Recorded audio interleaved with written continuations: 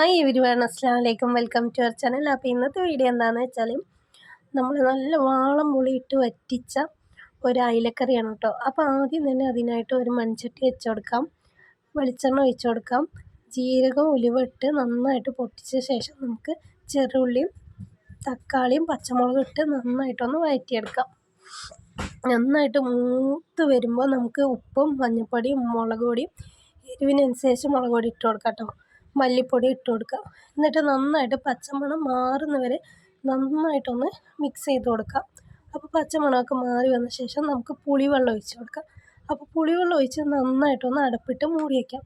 അപ്പോൾ നന്നായി തിളച്ച് നന്നായിട്ടൊന്ന് കുറുകി വരണം കേട്ടോ. അപ്പോൾ ഉപ്പൊക്കെ കറക്റ്റാണോ ഒന്ന് നോക്കുക കേട്ടോ. അപ്പോൾ ഇതിന് പുളിവെള്ളമൊക്കെ നന്നായി വറ്റി വന്നിട്ടുണ്ട്. അപ്പോൾ നമുക്ക് അതിലിട്ട് കൊടുക്കാം. അതിലിട്ട് ഒന്ന് അടപ്പിട്ട് മൂടി നന്നായിട്ടൊന്ന് തിളച്ച് വരട്ടെ. അപ്പോൾ നമ്മുടെ 10 മിനിറ്റിൽ ഉണ്ടാക്കാൻ പറ്റിയ അടിപൊളി നമ്മുടെ അയിലക്കറി ഇവിടെ റെഡി ആയിട്ടുണ്ട് കേട്ടോ. അപ്പോൾ എല്ലാവരും ഒന്ന് ട്രൈ ചെയ്ത് നോക്കാം കേട്ടോ. ചോറിൻ്റെ കൂടെ കഴിക്കാൻ വേറെ ഒരു കൂട്ടാനും വേണ്ട കേട്ടോ, ഇത് മാത്രം മതി, അത്രയ്ക്കും ടേസ്റ്റാണ് കേട്ടോ. അപ്പോൾ എല്ലാവരും ഒന്ന് മസ്റ്റായിട്ടൊന്ന് ട്രൈ ചെയ്ത് നോക്കാം. അപ്പോൾ താങ്ക്സ് ഫോർ വാച്ചിങ്. അസ്സലാമു അലൈക്കും. നാളെ ഒരു വീഡിയോ ആയിട്ട് കാണാം.